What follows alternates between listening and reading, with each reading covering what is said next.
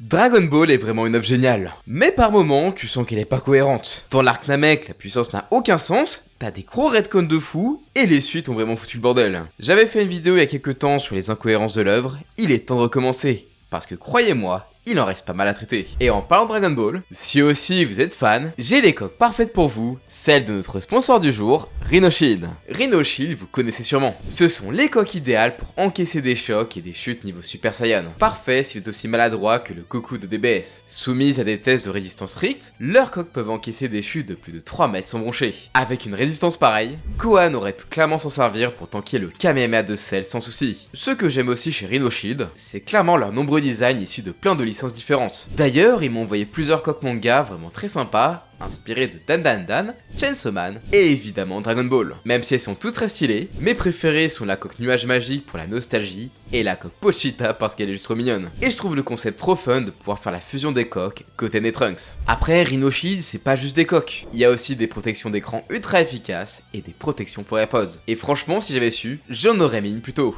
D'ailleurs, ils font même des bouteilles, je trouve ça vraiment trop cool. T'as même une gourde Dragon Ball, et franchement avec le logo, je pense que ça va être méga stylé. En vrai, c'est plutôt cool, perso j'aime bien. Du coup, rendez service à votre téléphone, et allez voir le lien en description, en utilisant le code MANGALCORE pour obtenir 15% de réduction sur votre commande, et ce, jusqu'au 7 janvier. Encore merci à Rhino Shield pour le soutien, et nous, on retourne à nos incohérences.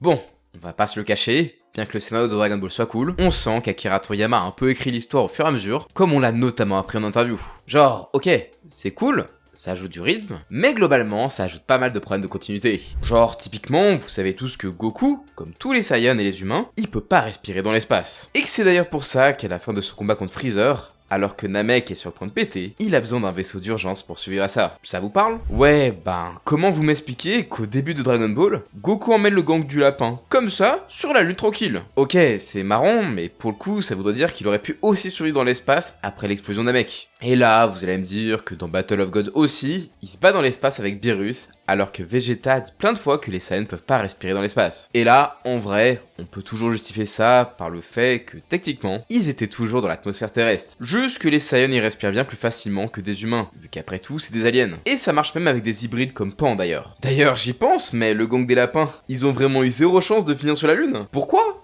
Oh je sais pas. Demandez à Tortue Génial ou à Piccolo. Non mais en vrai, vous inquiétez pas, d'après Akira Toriyama, ils vont bien. Ils sont juste à la dérive depuis. Comme si c'était mieux. J'avais parlé dans la précédente vidéo que Vegeta était un peu trop sûr de lui en disant qu'il était plus fort de l'univers. C'est un peu bizarre de se la péter comme ça, alors que Freezer existe, et en plus, il le connaît. Mais dans le même délire, on a Freezer qui dit pas mal de conneries. Déjà, l'ajout de Beerus et de Boo dans l'intrigue, ça nique un peu le délire d'empereur de l'univers. Genre, pourquoi tu dis que t'es plus puissant? La seule explication, c'est qu'il le fasse par ego. Ok. Ça peut s'expliquer de cette façon. Toutefois, lorsque Vegeta arrive sur Namek et extermine Puis, Zarbon et Dodoria sont surpris de sa puissance. Après tout, c'est normal, il a eu un Zenkai après son passage sur Terre. Zarbon dit même que Vegeta les surpasse en puissance. Freezer se veut rassurant et leur explique que ça devrait aller s'ils en occupent à deux. Ok, pas de soucis, sauf que Dodoria se fait annihiler. Et plus tard, Zarbon a du mal contre le prince des Saiyans. Tu vas me dire qu'ils ont raison, du coup, Vegeta leur pète le cul. Enfin, ça, c'est jusqu'à ce que Zarbon se transforme et prenne l'avantage. Finalement, le lieutenant de Freezer est plus fort que Vegeta, du coup, je comprends pas pourquoi il dit lui-même qu'il est inférieur à lui. C'est un peu bizarre. Puis, pour le cas de Freezer, tu me diras qu'il savait pas. Après tout, son lieutenant d'était se transformer, qui devient super moche, et on peut dire qu'il souhaite le cacher. Sauf que non, quand Zarbon arrive pour lui dire qu'il a vaincu Vegeta, son patron lui dit « Ah oui, vous avez dû vous transformer ». C'est assez rare pour être signalé. En soi, je comprends la logique. Ça aurait fait un peu redondant que Vegeta explose les deux lieutenants. Et si Freezer disait « Alors, Dodoria, toi t'es pas au niveau, mais pas toi Zarbon », ça aurait été chelou. On voit que ça a été fait au dernier moment. Mais la transformation de Zarbon est une bonne surprise. Et la révélation sur le fait que Freezer puisse aussi se transformer est intéressante. Bon, en soi, c'est pas si grave. Mais j'ai vraiment l'impression que Freezer, il est un peu toc-toc. Il dit à Goku qu'il n'avait jamais vu quelqu'un aussi fort que le Captain Ginyu, et lui propose plus tard un job. Alors, c'est très bien, mais bon. Gohan a pu le blesser, donc il est plus fort que Ginyu. Piccolo a pu affronter la seconde forme, qui est bien plus balèze que Ginyu, et Vegeta est plus fort que le reste. Donc bon, tu peux proposer d'autres jobs, non? Alors ok, Gohan c'est qu'un gosse, mais justement, il est plus facilement manipulable. Et Piccolo, ouais bon, j'avoue que vu comment Freezer il a génocidé les Namek, ça aurait été turbo con de penser qu'il accepterait. Mais je trouve ça encore plus drôle de revoir ce dialogue lorsque tu te rappelles de l'OAV, Son Goku et sa mission de retour. Un OAV qui nous présente pour la première fois Tarble, le petit frère de Vegeta, qui lui aussi a survécu. Et en vrai, ça doit être chelou, mais c'est canon. Après tout, c'est référencé dans le film Broly. Mais le plus chelou avec cet OAV, qui se passe juste 2 ans après la défaite de Boo, c'est eux, Avo et Kado, des soldats de Freezer, dont Tarble dit qu'ils ont la même puissance que le commandant Ginyu à l'époque, mais qui, à leur arrivée aujourd'hui, se révélait aussi puissant que Freezer dans sa forme initiale. Genre, what the fuck. Le plus fou, c'est qu'ils peuvent fusionner, ce qui a forcé Goten et Trunks à fusionner également. Donc techniquement, le multiplicateur de puissance de combat est similaire à la fusion. Et si au minimum, les deux sont à 40 000, soit à peu près la moyenne du commandant Ginyu, alors en avocado, ils sont bien loin des 120 000 de Ginyu. Ils étaient où quand Freezer galérait contre les guerriers Z sur Namek? Bon, en soi, c'est un peu du détail, vu que c'est juste un OAV anniversaire. Mais je vais passer aux points les plus problématiques, notamment le tapis de téléportation de Mr. Popo. Pour rappel, nos héros ne savent pas comment aller sur Namek vu que la technologie terrienne ne leur permet pas d'y arriver, et c'est là que Mr. Popo se ramène avec un tapis volant. Il demande à Bulma de venir, et hop, il se téléporte direct à l'endroit où se trouvant le vaisseau du Tout-Puissant. Aujourd'hui, ça paraît rien vu que tous les héros volent à grande vitesse, et t'as Goku qui peut littéralement se téléporter. Mais faut pas oublier que si Piccolo est mort, c'est parce que Goku n'est pas arrivé à temps avec son nuage magique. Donc là,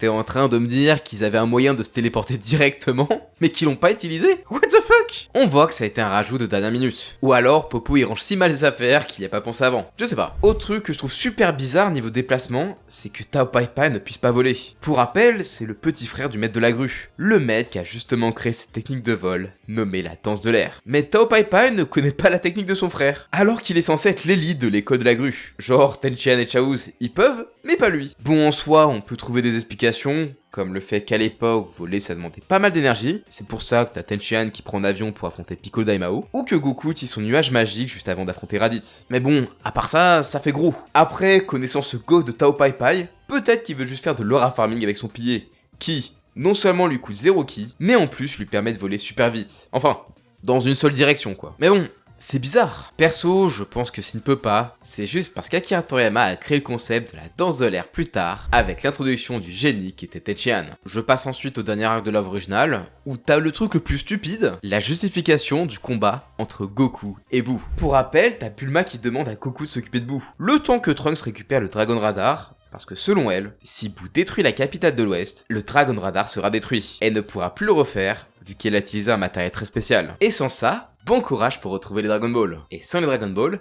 impossible de ressusciter tout le monde. Alors ok, très bien, sauf que dans le tome 7, on a Turbo, un personnage de Dr. Slump qui refait un Dragon Radar de A à Z avec juste des pièces détachées d'un avion. Ouais, rien de spécial, c'est juste un avion. Hein. Bon, voilà. Vous comprenez le souci. Alors, c'est très bien de faire intervenir Goku vu l'urgence de la situation, et le Super Saiyan 3 il est super cool, mais ça contredit un peu ce qu'on avait plus tôt. Puis bon, elle me sort que c'est compliqué, alors qu'elle a fait un Dragon Radar à partir de rien en une demi-journée dans l'arc Piccolo Daimao. Voilà, je pense que l'auteur a un peu oublié l'intelligence de Bulma.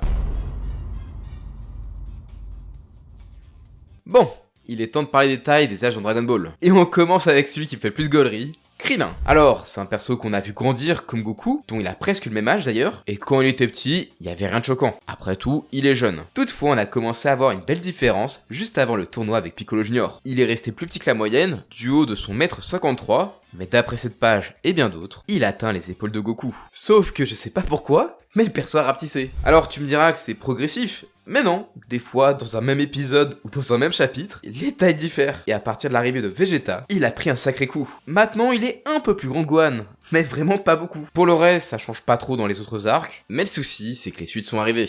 Dans Super ou Daima, si on compare les écrans de fin de l'opening, on voit bien la diff. Genre, il a perdu 20 cm quoi. Je pense que s'ils l'ont transformé, c'est peut-être qu'en termes de proportion, ça marche mieux s'il est petit. Genre, pour garder le côté comique. Mais perso, je trouve ça bizarre. A l'inverse, si on veut parler d'un personnage qui a bien grandi, faut qu'on parle du cas Vegeta. De base, il est très petit. En plus, quand t'as Nappa le géant, à côté de lui, c'est un abo. Et pour le coup, c'est bien pensé. Ça permet de rendre Nappa impressionnant par sa taille, et Vegeta, il a l'air sournois. Et à l'époque, ça nous a tous choqués qu'on s'est rendu compte que c'était le petit le plus fort. Alors, en théorie, ça devrait le rendre moins impressionnant, surtout face à Goku qui est plutôt grand, mais dans le manga, on le voit pas trop grâce à la perspective. T'as toujours l'impression qu'il est plus grand et supérieur. Même chose dans l'arc Freezer, où en soi, il a pas l'air si petit que ça, vu qu'il traîne avec Gohan et Krillin. En même temps, tu m'étonnes, les deux sont small. Mais en vrai, ça reste plutôt accurate, puisqu'on voit avec cette page que le perso est vraiment petit, puisqu'il est à peine plus grand que Krillin et très loin de Piccolo. Alors, incohérence, ben, pas jusque-là. Mais par la suite, à partir de l'arc des cyborgs, il est devenu bien plus grand, plus musclé et moins trapu. Sans doute pour le rendre plus impressionnant. Et oui, vu qu'il a atteint le Super Saiyan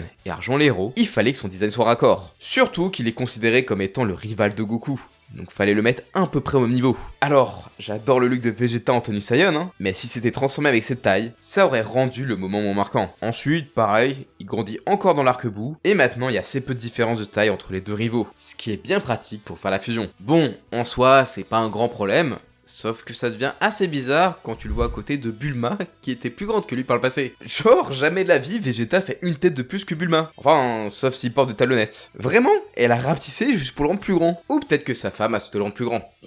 Je sais pas. D'ailleurs, les soucis de taille, ça date pas que de Dragon Ball Z, hein. Non, puisque des Dragon Ball, bah t'as la taille de Goku et de Zaru qui varie beaucoup. Dans le chapitre où il introduit, il fait la taille d'un château. Genre, t'as littéralement Yamcha qui arrive même pas à sa cheville. Mais à partir du moment où il essaie de lui couper la queue, Yamcha est juste 3 fois plus petit que lui. Sinon, tant qu'on parle des apparences, faut qu'on reparle de Goten et Trunks. Alors, dans la vidéo précédente, j'avais évoqué le fait que leur poussée de croissance était incohérente, puisqu'on a vu que Gohan, lui, il a grandi petit à petit. Mais le pire, c'est quand tu te rends compte qu'au même âge, le Trunks d'aujourd'hui est plus petit que sa version future à la même année. Genre, c'est débile. Ça veut dire que Trunks aussi devrait grandir normalement. Comme Gohan. Pourquoi c'est pas le cas de Goten aussi? Ou alors, on sait pas, hein. Peut-être on vit dans une timeline alternative, ou c'est Krillin le père. Mais j'ai trouvé pire avec Marron. Pour ceux qui se rappellent pas, c'est la fille de Krillin XC18. Dans l'arc-bout, elle a 3 ans, et vers la fin de Super, enfin du moins l'animé, elle a 9 ans. Genre, c'est cool tout ça, hein. Mais du coup, pourquoi elle parle et agit toujours comme un bébé? Et pour vous dire à quel point c'est stupide, elle est plus âgée que Bra et Pan dans GT, et il y a une grosse différence de design. Oui, on dirait pas. Encore heureux qu'elle a eu un redesign dans Super Hero, parce que vraiment, ça commence à être cringe. Sinon, est-ce qu'on peut parler de Tarbell, le frère de Vegeta? Pourquoi est-ce qu'il ressemble à un ado alors qu'il a 40 ans? Je sais que quand tu penses à petit frère de Vegeta, tu penses au perso, mais en plus jeune. Ça, c'est logique. Mais je trouve ça super chelou, sachant qu'au même âge, le roi Vegeta a l'air plus âgé. Ouais, vraiment très chelou. Bon, avec la vidéo précédente et celle que vous voyez en ce moment, on a vu que Dragon Ball n'était pas toujours cohérent. Mais on va dire que ça passe. Y a rien de très grave. Par contre, les suites ont foutu un immense bordel. Que ce soit GT, Super ou Daima. On va voir ça ensemble. Genre Vegeta, je trouve vraiment que le personnage était massacré dans GT. Et pas que physiquement d'ailleurs. On dirait que le mec a arrêté de s'entraîner. Puisqu'en 10 ans, il a pas progressé d'1 pouce. Alors que le gars, il est connu pour s'entraîner tout le temps. Alors, tu me diras, oui, mais à la fin de DBZ, il avoue être le numéro 2 et il est passé à autre chose. C'est Super qui a fait changer le personnage. Sauf que, bon, déjà, t'as les films Battle of Gods et le retour de Freezer qui peut faire partie de Z, donc bon, ça marche pas trop, hein. Mais vous oubliez la vraie fin que Toriyama a écrite pour la version Kazenban. Ici, Vegeta est présent à la dernière page et dit bien que la prochaine fois, il vaincra Son Goku. Puis, sérieusement, Vegeta qui se dope pour devenir un Super Saiyan 4. Le gars, il déteste la science depuis son massacre par C18. C'est le mec qui a le plus d'ego. Et vous voulez me faire croire qu'il accepte d'être dopé? Ah bah, il a bien changé le Vegeta qui insultait Gohan parce qu'il s'était pas entraîné depuis celle. Non mais vraiment, jamais de la vie il accepterait de tricher. Il a assez agrété comme ça avec son mode Majin Vegeta. D'ailleurs, tant qu'on parle de GT, pourquoi Goku est bronzé? Genre, j'ai des gens qui m'ont dit qu'il s'est trop entraîné sur les deux Oub. Ok, très bien, mais vraiment, on a zéro explication. Bon, en vrai, il est censé être bronzé dans pas mal de pages en couleur, mais bon, je vois pas trop pourquoi il a changé de design. Donc peut-être que la couleur de base de Goku dans l'animé, elle est pas bonne. Ça, je sais pas. Hein. En tout cas, ça explique peut-être pourquoi Gogeta est autant bronzé dans Sparking Zero. Après, bon, la couleur de peau de Goku dans GT, elle fait tellement aucun sens que son Super Saiyan 4, lui, il est pas bronzé, alors que son Super Saiyan 4 dans Daima, lui, il est. What the fuck? Après, un autre truc qui m'a choqué, c'est que j'ai l'impression que tout le monde oublie comment fonctionne la fusion et ses limitations. Genre, une des règles de base, c'est que tu peux refaire une fusion si tu t'es foiré. Mais s'il a déjà fonctionné, tu dois attendre 1 heure. C'est d'ailleurs pour ça que Boo a attendu autant de temps avant d'absorber Gotenks. Alors, pourquoi dans GT, après la fusion de Gogeta, ils essaient de fusionner direct? D'ailleurs, c'est même pire que ça. Dans GT, on t'explique que la danse de la fusion dépense de l'énergie.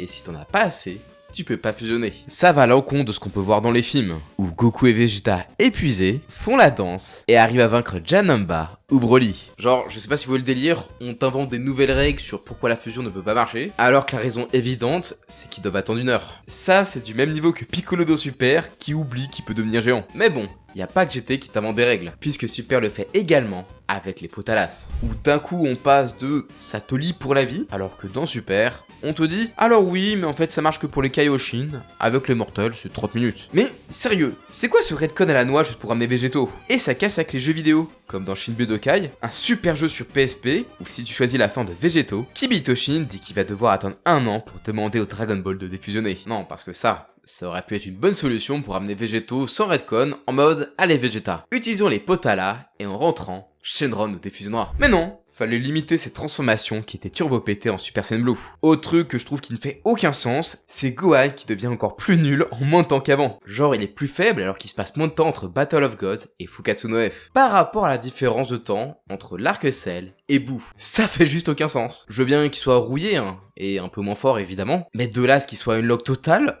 what the fuck? Vraiment, le perso a agressé. Un autre truc où je trouve que c'est la honte, c'est quand tu vois l'explication sur comment se transformer en Super Saiyan dans Super. Genre, sérieux, faut des picotements dans le dos? MDR?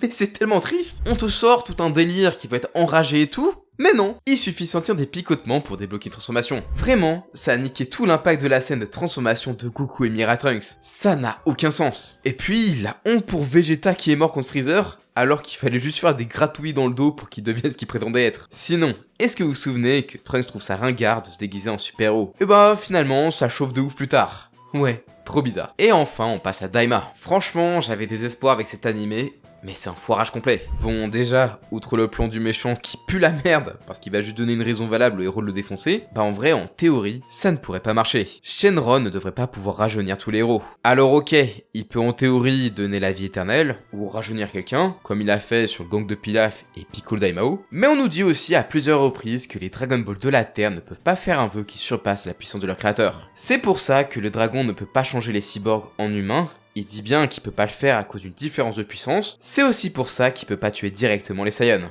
Ok, très bien. Mais alors, comment est-ce qu'il peut transformer en bébé plein d'être plus puissant que son créateur, qui sont à des années-lumière des Saiyans de l'arc éponyme? En plus, il a fait que C18, une cyborg dont il disait pourtant qu'il ne pouvait rien faire par rapport à la différence de puissance. Puis t'as le délire de consentement, comme lorsque Porunga agit sur d'autres, genre quand il a voulu téléporter Goku sur Terre, ce dernier avait refusé. Et du coup, il a pas téléporté, alors qu'à l'époque, Porunga était plus puissant que Shenron. Mais là, Shenron, il s'en fout du consentement, c'est ok pour lui. Après, vous allez me dire, ouais, mais dans GT, Goku il rapte ici. Oui, très bien, hein. Mais pour rappel, le vœu qui a été fait dans GT, il a été fait avec les Dragon Ball noirs, qui sont considérés comme étant bien plus puissantes que les Dragon Ball originels. Et puis, c'était que Goku, hein, pas tous les guerriers Z. Mais vraiment, les Dragon Ball dans Daima sont trop bizarres. En mode, les 3 vœux, c'est juste pour les habitués. Genre, Goma, lui, il a le droit qu'à un seul vœu, alors que Sorbet, dans Super, il en a 3. Après bon, on peut dire que c'est parce qu'il a techniquement été invoqué par le gang de Pilaf, et vu comment il rince Piccolo dans Super avec cette transformation orange en mode cadeau de la maison, ce serait pas si étonnant. Et enfin, la plus grosse incohérence de Dragon Ball Daima, Piccolo qui a oublié comment parler Namek. Non mais MDR, le gars il le parle au KLM lors de son combat contre Kami dans Dragon Ball. Après, tu peux dire oui,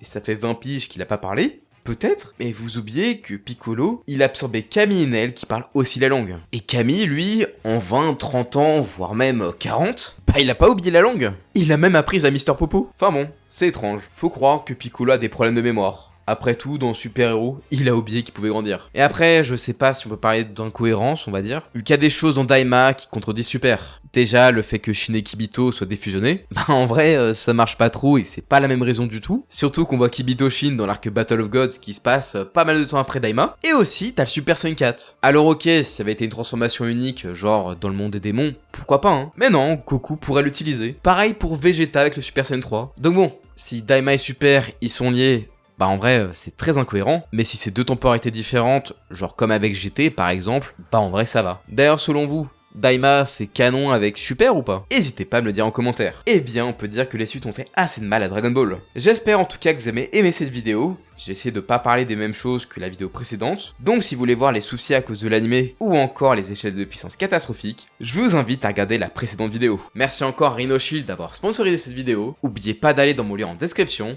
Je vous dis à la prochaine, ciao!